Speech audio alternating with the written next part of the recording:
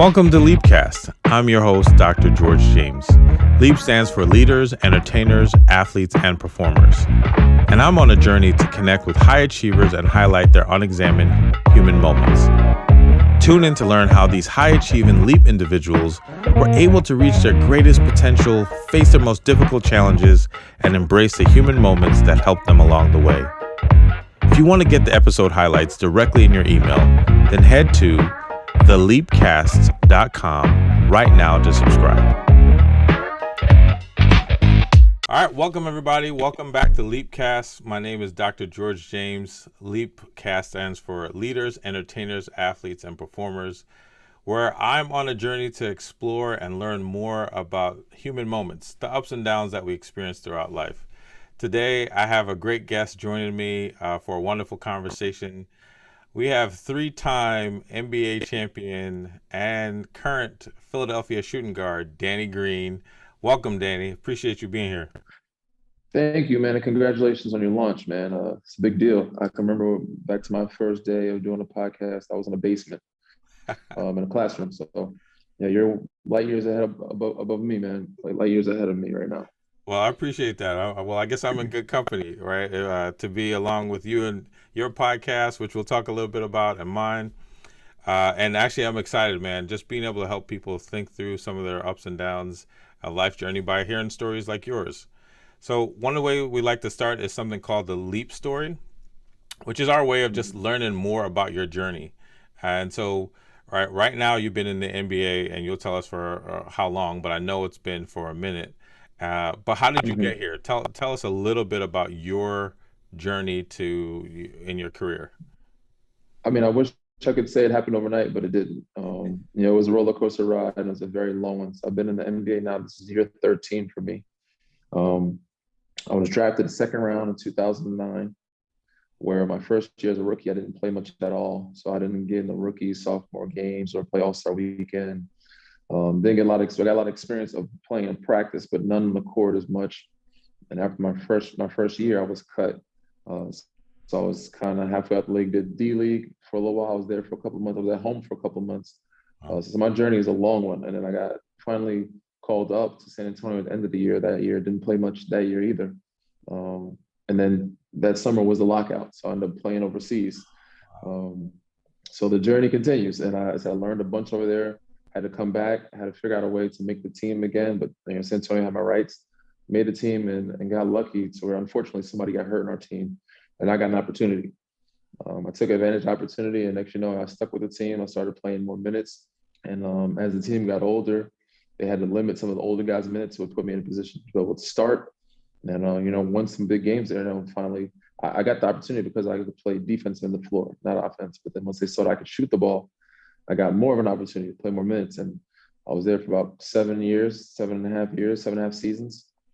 I had a hell of a run there, and then got traded to Toronto. Was there for a year, had a great year there.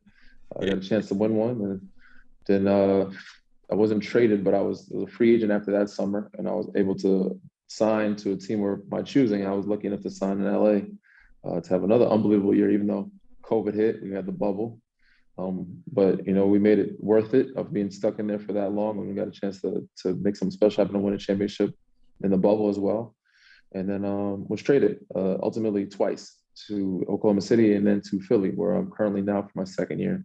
Last year was my first year, where the team is kind of gelling and coming together, even though we have COVID situations, injury situations, and other situations where team is still kind of finding itself and identity-wise of who's coming, who's going, who's playing, who's not. But ultimately, we're still playing pretty well as a group and winning some games. But I said year 13.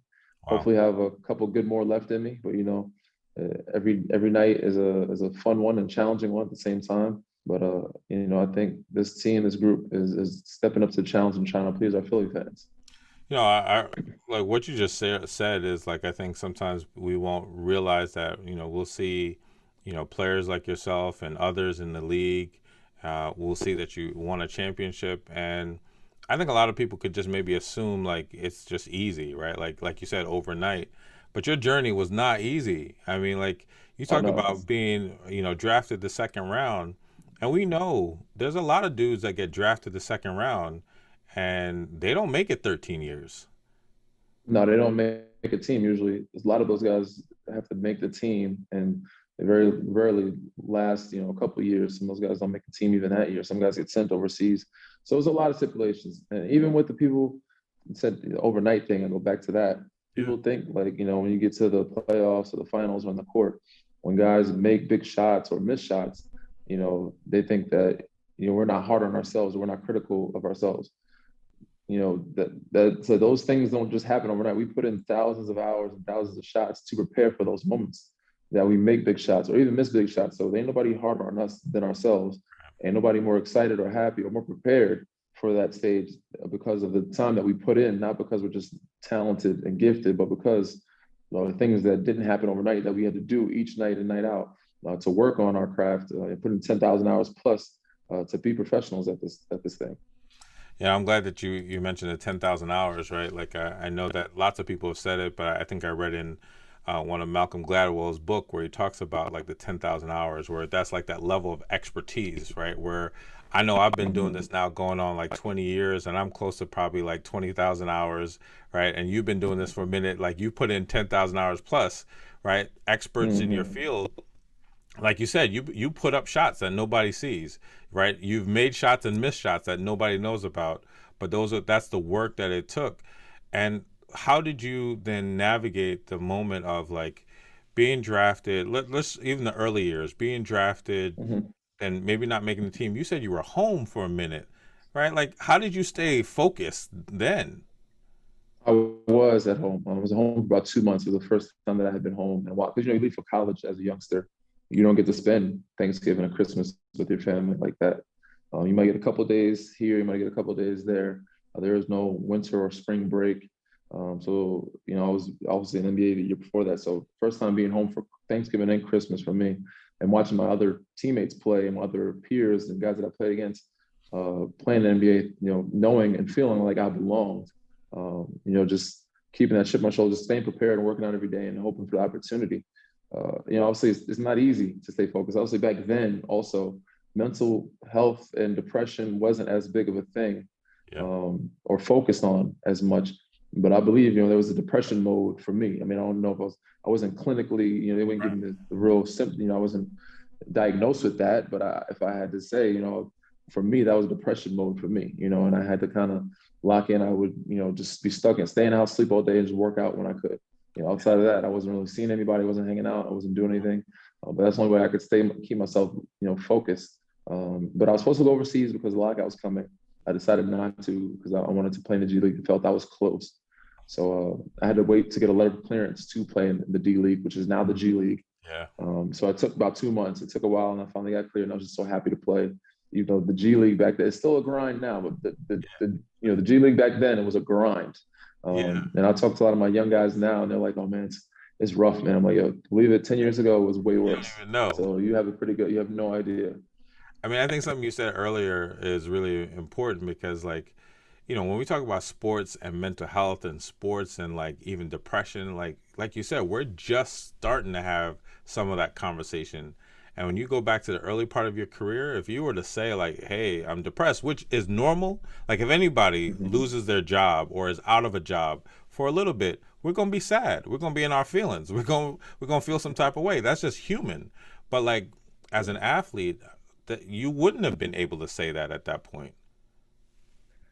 No, it's just when you're I guess the tables kind of turn for you as a youngster when you become the head of the household and I guess the provider of everyone. Like you always looked up to your dad, your parents, and your adults and your family. But when you become the breadwinner, the moneymaker, and the person that they depend on, you're not allowed to have those moments. You still have to figure out and find ways to do those. To get the job done, to continue to provide, continue to put food on the table and pay bills, because now they're all looking to you, to keep the family going, to keep them alive, keep them, I guess feeling and looking and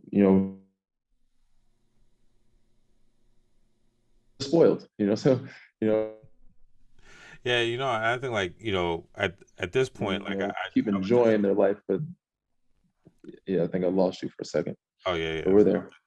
Yeah, I would say like at this point, like this is where I just want to give a shout out to all the folks who are the young boys who have to be the head of households, right? Like you could overnight have to like take care of your whole family, right? And whether you're making a At lot 18, or 19 not. years old. Wow. Yeah. Yeah. So we have some kids on our team now that are like 19, 20, 21, 22, very young. But you said overnight you could, I didn't mean to cut you off, overnight you could become the head of your household just like that, just a click of draft night. So yeah, big shout out to them.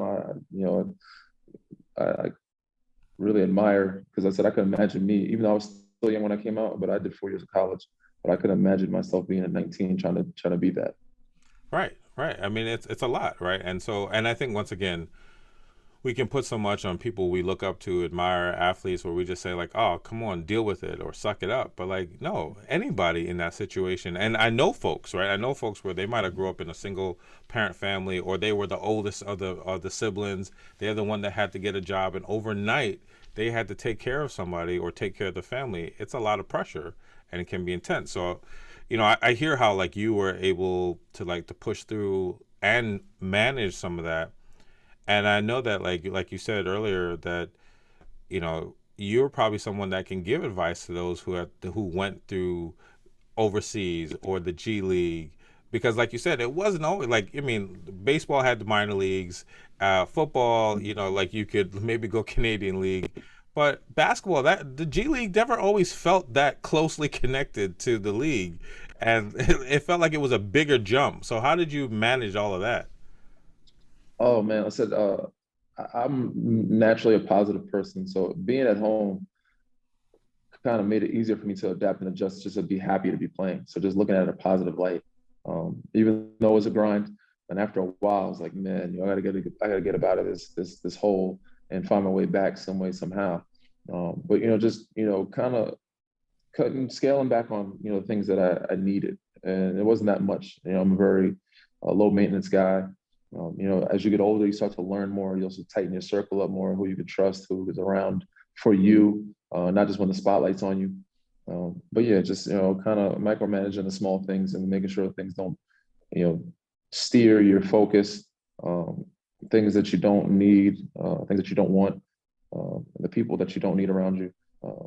I said my family was a great foundation for me, and they helped me kind of and kept encouraging me, to get back on that path, and stuck by me regardless of what was happening. Um, but yeah, I said just staying on track of knowing, keeping that chip on my shoulder, seeing my teammates play, seeing my peers play, knowing that I could be there and I want to be there and I belong there, was motivation. And people that doubted me, obviously the critics, you always use that as another motivator. I said, and once you go in there, you try to prove people wrong. So, I'm just thankful that I was blessed enough to get an opportunity, and Pop gave it to me. San Antonio Spurs gave me an opportunity, and I was able to, really enjoy my time there, but also get opportunity faster than I expected to. An unbelievable moment, like things turned around for me very quickly, because they were able to open their door to me. Yeah, and there's something about knowing that that's my spot, right? Like I deserve Yeah. to be there. I belong there. I don't care what nobody says. And it sounds like you were able to have that mentality of saying, "Look, I just need an opportunity. If I get the opportunity, I'm going to take the most of it."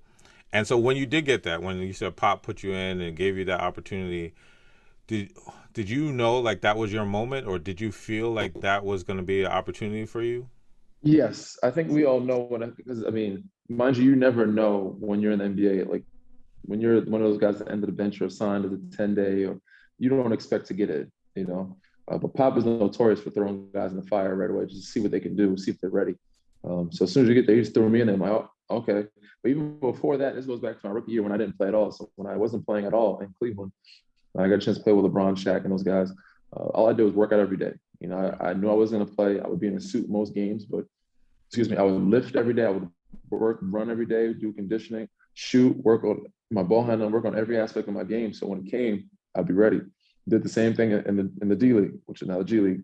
I was in great conditioning, great shape, make sure that I was ready when my number was close when I went out there. He threw me in the fire. I wasn't expecting. I was like, me? He's like, let's go. So, you have nervous, start taking your stuff off, you're running up there. You're like, what the hell do I do? What am I guarding? You just go guard that guy right there and make sure he doesn't score. But I knew it was happening because I said we were playing. It was Golden State, and Steph was young, but he's still very good. And they had Monte Ellis, who was very good, Okay. and they were both lighting us up. I think Steph had hurt himself at halftime. He Was had this ankles, before the kind of like the ankle ankle issues. injuries and all that? Yeah, this is right when he had the injury. So he had ankle injuries, and I think at halftime he had injury, ankle issues, and he had sat out the rest of the game. But Monte was still on fire, and they were like, "All right, we can't stop this guy. This guy has like 30 going to the fourth quarter," and he goes, "Danny, get out there. We want you to, I forget the term, but he's like, we want you to throw everything at him except for the kitchen sink. Just we're Right. throwing everything at him and the kitchen sink." So it's like, yeah, you got to deny him, don't let him touch the ball, make him do this, stop him. And I was like, oh, this is my moment to prove that I can, I belong here, I can do this. So I went in, I played great defense, made a couple stops, made it tough on him.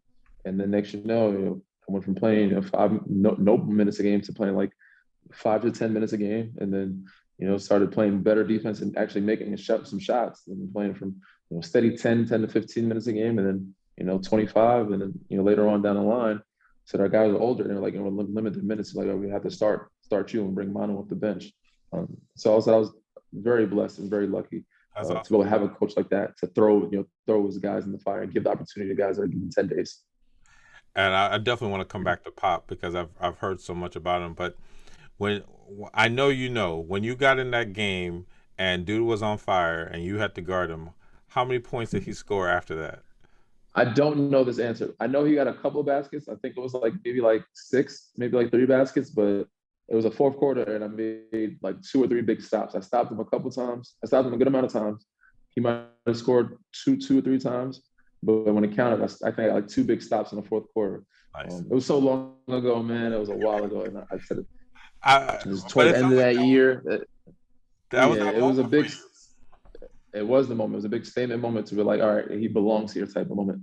Because even before that, this was the game that I kind of maybe solidified myself. But before that, I had some games where he'd throw us in, we're losing big or we're winning big.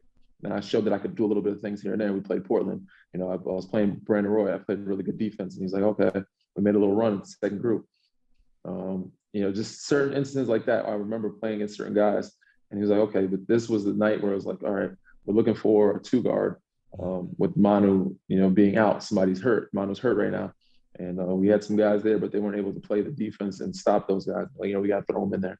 And the next, I showed that I could play defense, started playing some more minutes. I think that's just a life lesson, right? When we show our value, right? When we know we belong, we know that's our spot, and we can show value, then there's no turning back from there, right? Like people, you're gonna get put on, you're gonna get opportunities, and it sounds like that's what happened for you. Yeah, man. And so that was one of the games, and there was another, so the Portland game. I don't think he expected me to come in and do what I did. And I think it shocked them because I was going to throw him in there and see what he can do. He likes to do that. He throw guys in, and he also, I think he wants to see you get cooked. Like he'll throw guys and play them on certain guys defensively just to see what you're going to do. If you're going to foul out, and it might be preseason, but I think he threw me in the game where some games starters may not be as intense or somebody may have an off day. Threw me in there against Portland. They had a good squad. Went baseline real quick, and then I jumped really high, but I got a quick dunk. And he's like, oh, "Okay, we didn't expect that." He got to the rim fast, and made a jumper or two. And got a steal, pressed up full court, got a steal, got a dunk. They're like, "Okay, this kid brings energy." Yeah. And those games, those statement games, are like, you know what, we can use this kid to bring some energy for us off the bench. And from there forward, I was able to stick. He never made you feel comfortable to where you earned your spot. It was like, this spot is yours for sure, but he said, all right, we're going to keep him in rotation. I mean, I think that's awesome. And in terms of like, once again, proving your value that you belong there and that you're gonna, be a contributor for the team. Now, you talked about Pop, and you've had some coaches along the way. Uh, are there any coaches, and probably it might be Pop, but any coaches that really stick out to you that made an impact in your life on and off the court? Oh, for sure. And it started way before the NBA. Tim Kluse, my high school coach, the ultimate professional, ultimate perfectionist. It started with him. I recently just read an article about him, but I would not be who I am today without that man or Coach Williams as well. Those two guys that would kind of groom me as a teenager and as an adult, on and off the court, doing things the Carolina way, doing things the right way, teaching, certain principles of how to be as a man in college, and also in high school, just Even when I had good games, Coach Clues, like, you could have did this, you could have boxed out more, you could have made your free throws, you could have done. He's always looking to be better. So that made me never be ever satisfied and continue to strive for more out of myself. Coach Williams the same, but off the court, he taught me a lot of how to be a man and grow up. Obviously, college taught me that too, Yeah. of being a man. But Pop was great with that too, of politics, teaching us about the real world that's going on, because we live in a fantasy world in the NBA. Every day is Christmas. We have, we play in front of thousands of fans. We get big checks. We get free stuff all the time. We get to travel the world, meet a bunch of great people. So yeah, that's not the real world, but he would tell us, what's going on in these third world countries, what's going on here, what's going on. We need to vote. We need to do this in the community. So he was very big on that. And he instilled that in me, as well, of course, Coach Williams and Tim Clue. So of how to be, that type of person, which made me the type of player I am today. And once again, like the misconception, right, of like you said, like it's Christmas every day, versus like there are ways that yourself and other players are learning and growing as people, as humans, as men in the league, and taking that seriously. Because I know this is a little bit further down, but I know you've also been very involved in like in the players association, or the other rights for other players. And I would assume that as you've learned about how to be a man on and off the court, what it means to vote, other countries, that probably influence your ability to stand up for your other players. Definitely. I said, if I didn't learn those things, I wouldn't be able to comfortably speak out, not just for other players, but for my community, my people, the movements, the things that have been going on the past couple of years, not just the past couple of years, but we've had bigger strides in the past 2 years or so because of, George Floyd thing. But these things have been going on for thousands, hundreds of years, at least decades. We've been going through it. Obviously, things have changed and gotten better. We still have a long way to go. But in the last couple of years, we've gotten some good changes. Because of social media, things have been more glorified and magnified in that aspect. But we've been able to take a stand and speak vocally and use our platforms in the bubble, before the bubble, outside the bubble, comfortably, because of the things that I've learned, from these people, from the people before me that paved the way, from my dad, my family, my coaches, et cetera. So these people are taught me so much and have allowed me to understand what's most important. It's not basketball. It's not money. It's the future, the next generation, and taking care of your kids and leaving your legacy behind you, but making the world a better place. And by doing these little things and helping those around you, or helping those around you understand what the bigger picture is, it'll make the world a lot easier, a better place for all of us to live in. I think that it's just been powerful when I've seen, like you said, from the bubble to what's on the court, from what's on the uniforms to what people are saying, to how people stand up for community or other players. And that could be for racism, or I've even seen like for, whether it be a homeless shelter, whether it be about, folks who fought for the country. Like I've just seen, yourself and others like just stand up for what you believe in. And I think that there has to be young boys and young girls who see that and are inspired by that. And I'm wondering, like, have you seen that? Have you seen, like, whether young players who come through or people you meet on every day who say, like, they were inspired by some of the things that you've done off the court?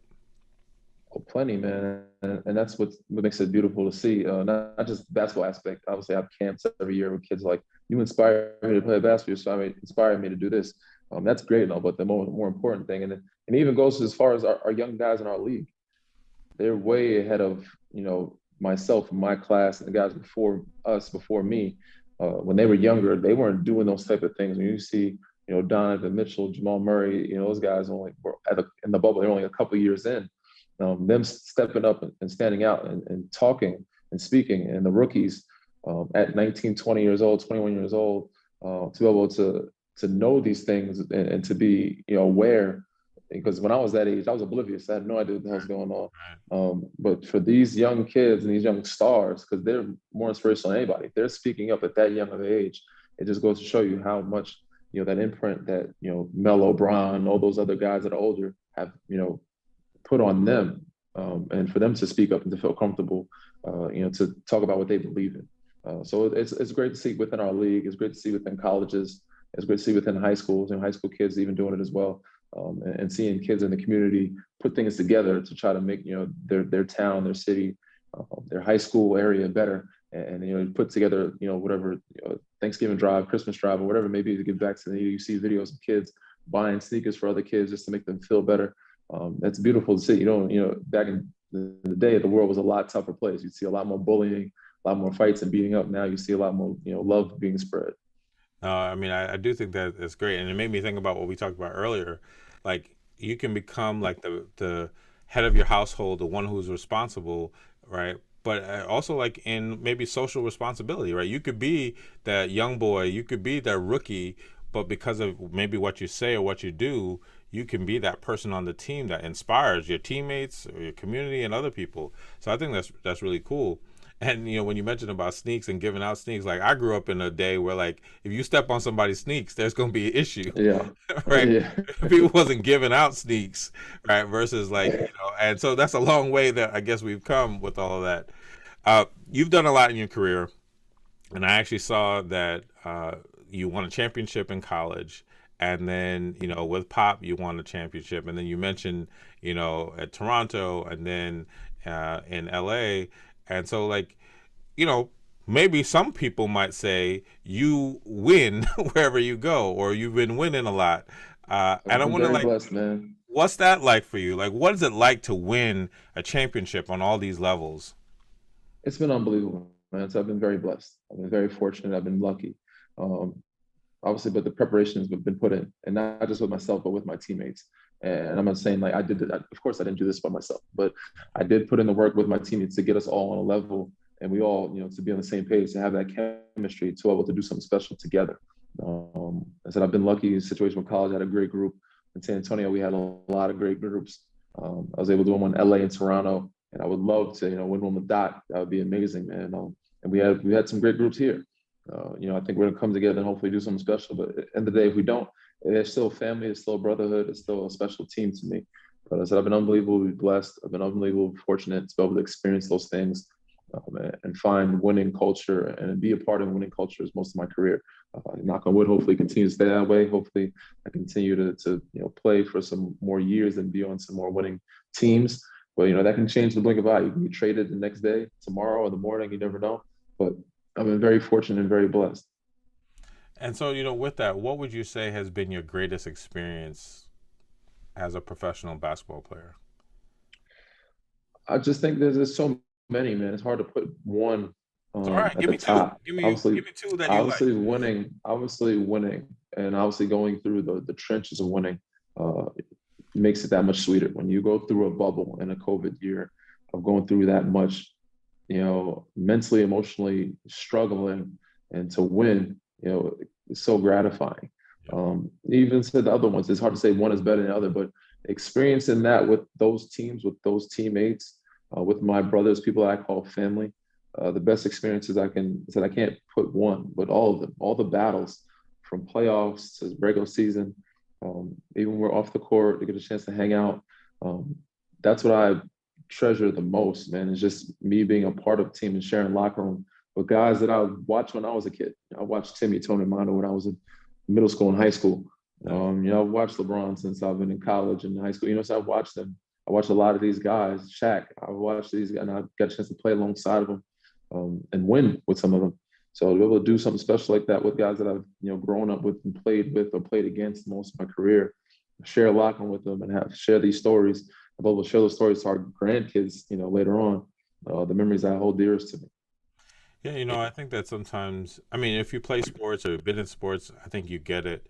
But sometimes people might not recognize that family or that brotherhood or a sisterhood, that people feel and that connection that you are bonded with folks. Like you literally feel like this dude, this person, my teammate has my back. And I can hear how valuable that is for you, right? That you can look back and say like, I won this championship with my teammates, these people that I'm connected with, and that is what actually adds to the full story. And I'm wondering like, can you share like what does that feel like for you to know, like you said, that you've done this with people that you connect with or have trusted? Man, unbelievable feeling. Obviously, when you're a kid, you like dream of winning championships, being the greatest, being on that stage. obviously that holds a lot of value to me, but more so than ever, because when you get older, you realize, you see a lot of things aren't as pure as they seem when you're a kid. There's a lot of politics and everything, and you wish I should have gotten this, I should have gotten that promotion, I should have gotten notoriety for that. To me, the ultimate respect and ultimate gratifying or satisfying feeling um, is not just only being in this league and winning, but earning and having the respect of your peers and the guys before you and the guys after you that look at you as somebody that belonged and was a good player in this league. And seeing those guys that were, even though I might not get the notoriety media wise or, front page headlines or social media wise, there's guys throughout this league that are great that know my name and that respect me and look at me as a guy that had made a staple or made his name in this league. And hopefully in the history books at some point somewhere, we never know, but it said winning is gratifying, but having those guys that have my back as teammates and to share those moments with them, but also to have other guys respect me throughout this league, look at me as a good basketball player is more than I can ever ask or more than I can ever be happy for as a young kid growing up, knowing that, I've watched Michael Jordan. Michael Jordan might know my name. I went to his school and, I've said hello to him. I got a chance to speak to him. Rest in peace, Kobe Bryant. I got a chance to play against him. Vince Carter, guys that I've looked up to, went to my school, and have great battles, these memories, pictures, and moments where these guys know who I am. Me coming from a small town in New York, Long Island, New York, North Babylon, and all of us had the odds against us, and to go beat the odds and to go have my name remembered or known from these guys that I've looked up to is an amazing feeling. No, I hear that. And look, shout out to the folks who coming from the small towns making a big name for Yeah, themselves, right? Right. Shout out yeah, to the man. people you know, who can live the dream and have the folks that they've looked up to know their name. I mean, that's big. No matter what industry, no matter where you're coming from, to know that like I've worked hard, I've pushed, I've done what I need to do, and the people I call mentors, guides know my name and respect me. That's Man, that's important. it's crazy because I just saw something recently too. A young kid from Duke, he played really well the other night. And after he played balled out, he's about to be top prospect for the draft next year. If he enters the draft, probably top 3 picks. I guess LeBron posted him on his story. He's like, "Listen, man, LeBron posted me on his story. That's my It's goat. like Let me I'm be a good. fan real quick right now. I'm about to fan out. I'm good. And this is one of the top draft prospects. That he and LeBron knows who he is, knows his name. That's just an unbelievable feeling for a kid that age, or any kid, or any Yeah, even adult. Me being an adult, if any one of those greats tweeted me or talked about me or mentioned my name, I'm like, whoa, I'm taken back. Robert Horry, Derek Fisher, those guys yeah, are goats to me. They've right. done great things. Even said the guys that are in Hall of Fame. Um, it's amazing to see how it's a fraternity. Obviously, we all take care of our own, but not everybody respects everybody the same. But to get that respect from those guys is the ultimate, gratifying feeling for me. Hey, look, I get it. Like, yeah, I know I haven't played in the league, but I've had some of those experiences where, like, I was fortunate to do a Nickelodeon special that was hosted by Alicia Keys, and she introduced me and she said my name. She said Dr. George James. I'm like, I'm good. I can quit. Retire right now. That's it, You man. know the feeling. But Man, I really appreciate you sharing that. Right, that the way that some of us can just work hard and can whether it be in school or sports and some wherever it is that we can work hard, and sometimes we just want to get to the place where we know that we got good people around us, people we could trust, and that somebody sees you and respects what you're doing. And it sounds like that's what you've been able to do. On the other side, I'm definitely. wondering though, like we said, you've taken shots that we haven't seen, you've missed shots that we haven't seen, you've taken shots that we have seen, and you've taken shot and missed some shots that we've seen. How have you dealt with those tough moments, the big shots that you might have missed, or the moments where you're defending somebody and they got you somehow? How did you handle Yeah. those tough moments? As a youngster, I would take it really tough. I still do take it, but I take it in great stride now. It's not a serious life or death. When I was, sports and basketball was everything when you're a kid. So if you won or lost, like man, life is over if you lost. If you won, great. But as you play in this league, you learn not to get too high or too low. You kind of stay even keel. You don't want to let those highs get you too out of your out of your zone, or because then you have your high expectations of what it should be every night, and you'll be very disappointed if you don't reach that level every night. Also, don't get too low because then it'll affect, it'll deter your next game, it'll next play.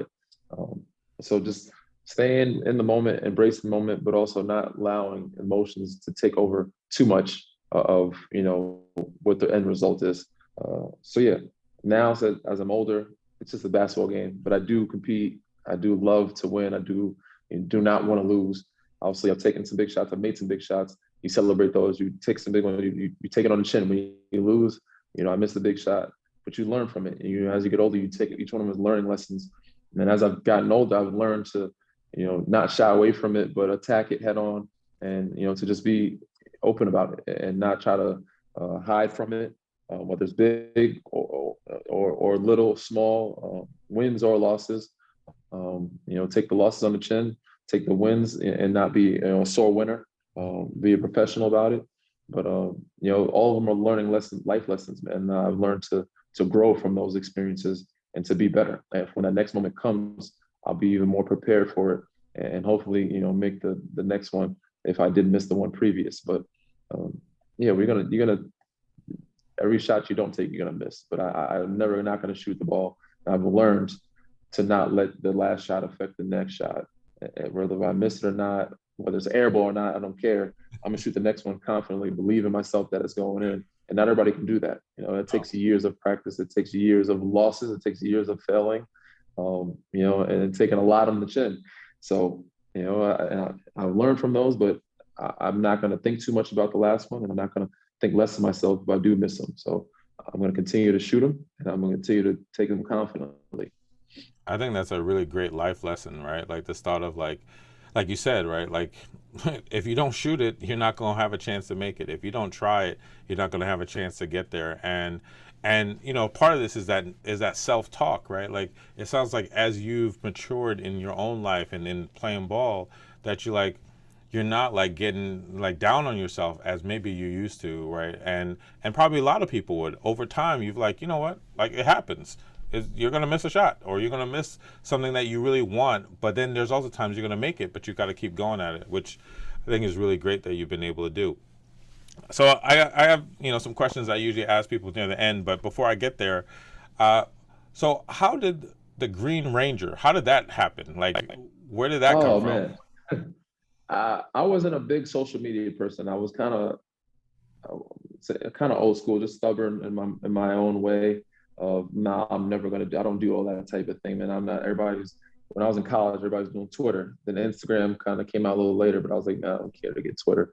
I was kind of forced onto the social media um, platforms by friends, close friends, or teammates. So I think when I was on San Antonio, one of friends of mine, a teammate of mine, was like, you need to get Instagram, man. You should get it. Like, it's dope, bro. Like, it's cool. Like, you get to connect with people.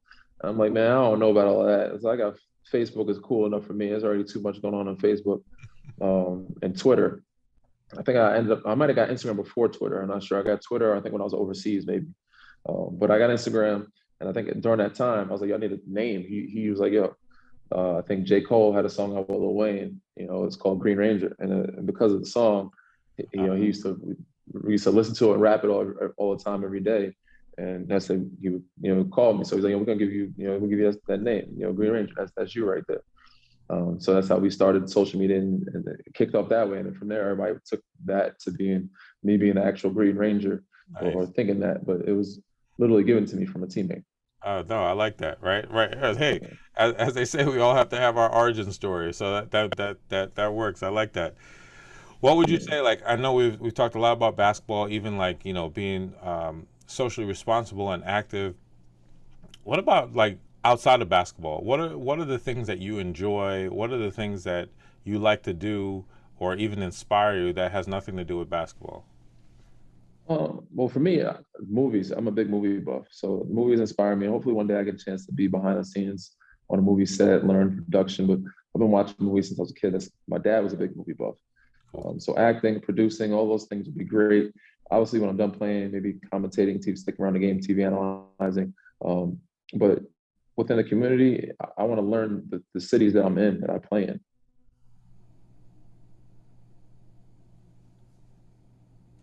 I didn't get a chance to actually get out there, see more Philly, get involved in the community, maybe do some Thanksgiving, Christmas drives if I can, and get active. So that's what was instilled in me from at a young age with my dad. He's always big on the community. So I want to do that in the places that I've called home and the places that I've lived in and played. So that's the ultimate goal for me. But outside of that, my hobbies, traveling as much as I can, seeing different parts of the world, and enjoying movies and TV shows and TV series. That sounds good. Like the thought of being on camera, being an analyst, all the way to being behind the scenes. Does that mean like producer or director? Like how far behind the scenes are you thinking? As far as they let me, man. So hopefully we still have some years left of basketball, but when it's all said and done, I want to learn to do a lot of different things. As you get older, I think you appreciate school more, you appreciate learning more, opening your mind to different things. I'm gonna learn how to sail a boat, learn how to fly a plane, learn how to, do archery, learn how to do some cook, learn how to do so many different things, man. I want to try to add to the arsenal before, say life is short. So before it's all said and done, I want to be able to say, I tried to do this, I tried to do that and learn about this, but at least, to put my foot in the door and see if I liked it or not. So as far as they let me get behind the scenes, I'll go. That's good. I like that. So there's a couple questions I'd like to ask people as we end. First, I think I know or heard that like you also either like animals or pets or some connection there. Yeah, So big tell me. animal. Yeah, I'm a big animal. I grew up not I wouldn't say I grew up on a farm, but I grew up in my grandma's house, which was damn near a farm. So she had all types of Shout out to animals, grandma, man. right? So many, yes. So she had so many dogs, cats that had litters. She had birds, she had fish, she had ferrets. My uncle had snakes. Um, so they had a lot of different types of animals throughout that household. And that's where I said because when my first pets were snakes, Wow. and my uncle was what got me into that, and that's why people know that I like animals. I have two dogs now, but because I was single when I was in college, and the only pet that I could have that was easier to maintain was a reptile. So I went and got a snake, which I had for about 11, 12 years, 11 years. She recently passed a couple years ago before I left to LA when I was leaving across the border from Toronto to LA. I had another little one, but I had her for the longest. And reptiles are just easier when you're single. You don't have to feed them every day. You don't have to handle. You have to take them out. You can just leave them. So that's why I got them. But I like all animals. I've taken interest in a lot of different species. Um, and if I could, I would own a lot of other animals if they were legal. But not everything is legal to own. But I could see myself when I'm all said and done, probably diving into having more pets, if my wife allows me to. Right. Look, hey, I get it. There needs to be a co-signer before you Yeah, move forward. for So sure. you play with some really, big names. You said like even when you first came in the league, it sounds like you were playing with Shaq and Bron, and you've also played with some other people. You've made a name for yourself. Who who would you love to play with? Like if you had the opportunity to play with them now, or I might even give you the room to say like if it was somebody from the past, like who would you love to play? Oh, of course. I mean, my idol is Michael Jordan. There's so many guys I could list, love to play with. Especially being Shaq UNC and guy, it's right? yeah. I mean, Magic Johnson, Jason Kidd, Mike, of course, Vince when his prime years. There's so many guys, Kobe, just to see how they operated. Those are different types of animals back then. Like those guys were different types of, in those years, two different types of egos. In today's era, there's so many guys in our league now that are so talented. Steph Curry, he's very good at what he does, not just shooting ball, but running a system. James Harden's a great player. Kevin Durant's a great player. There's so many great players. I'm trying to think who in our league today, because I've played so many years. There's some of the guys that I already played with in Right. our You league you now. already checked that off your box. There's very few guys that I haven't played with now that are still around and being and doing great things. Even like Giannis is a great guy, a great talent.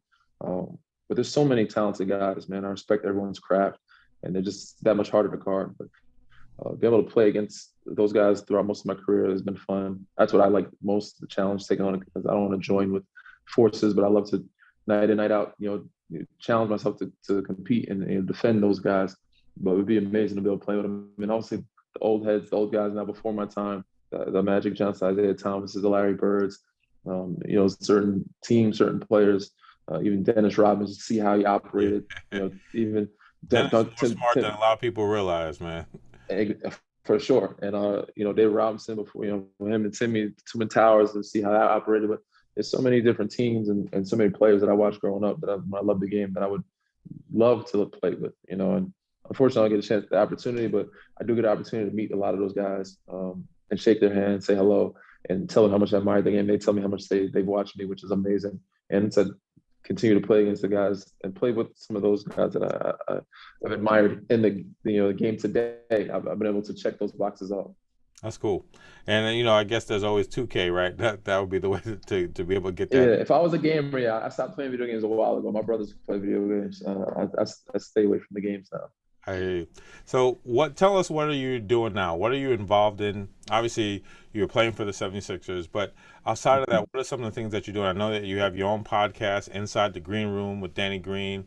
What other things are you involved with or doing? What are some projects you're working on? The biggest space that everybody's doing is like the crypto NFT stuff. The Candy Digital, Valora, there's so many things that I'm tapping into off the court business wise where guys can grow their brands, and grow their families, their business, their money investments so much bigger and larger now. But right now we're just kind of re-signing a new deal and doing our Inside the Green Room with Danny Green here in Philly. Hopefully we start back up soon. I know people have been waiting for it. I've been waiting for it, and we're getting a little antsy about it. But just right now, focusing on our team, focusing on our travel, focusing on next stage in life for me with trying to start a family. So me and the wife just got married this past summer. Congratulations. Hopefully next step. Thank you. Congratulations to you with everything that's happening too, man. It's amazing to see. But yeah, just working on the family stuff and working on some of the business stuff and helping that stuff grow. Wow. Maintaining a good body of health and playing a healthy season. Cool. Last two questions. What does mental wellness mean to you? Just being at peace, man. Being happy and satisfied, and not necessarily meaning like you're just satisfied to where you don't care to strive for more and be better, do more, but just not being stressed or depressed about the next thing or worrying about this or that or things that you can't control. When you're at peace and free is when you're your happiest, and that could be you don't have to be not working to do that. You could be having a great job, you have a great stable situation with your family. If you're at peace, to me, I think you're mentally and emotionally well. It doesn't mean that you are completely satisfied with not growing or trying to do more, but you're satisfied with where you are with your family, where you are with yourself, and just at peace with what's happening in your life at that moment. Cool. Last question. What mental wellness advice would you give to your younger self? And that could be as younger as yesterday or any time in the past. Yeah, I would probably say just enjoy it more, not to stress as much. Same things I was saying, just don't worry about the things you can't control, and make your decisions and be at peace with them. Don't take things too seriously. Don't get too high or too low or too emotional about things. There are going to be some good days and be some bad days. Roll with the punches and keep it moving, man, and enjoy it as much as you possibly can. Well, man, this has been great. I really appreciate you, stopping by Leapcast and being able to share. Obviously, everyone, if you haven't already, check out Inside the Green Room. Everybody's also waiting, I guess, for the next season that you'll be doing and also supporting you in your career. Danny, I really appreciate you just coming through. So thank you, man. I appreciate you, Doc, man. Congratulations on the launch. I hope to see you guys soon. I hope that you guys run the numbers up. You guys can read, rate, subscribe, review. Excuse me. How it is to, wow, that was bad. You can, I guess, I always say read, subscribe, rate, review, however you guys do it. I don't know, but hopefully everybody subscribes to your podcast on all platforms, whatever platforms you're releasing them on. Best of luck, and I'm sure we'll catch up soon, man. So it was good talking to you. I appreciate the time. Thanks, man. All right. That's what we hope to do. Thanks, man. Appreciate it. Of course, my man. Three-time NBA champion Danny Green and shooting guard of Philadelphia 76ers, just sharing here on Leapcast. Thank you once again. Wow, what an incredible ride we just went on with another great member of the Leapcast community. I appreciate you listening and hope you got some tangible value from the episode. Please let us know what you think by leaving a comment, rating, and review. As always, please don't forget to subscribe wherever you listen to podcasts. This is Dr. George James, and I'll see you next time.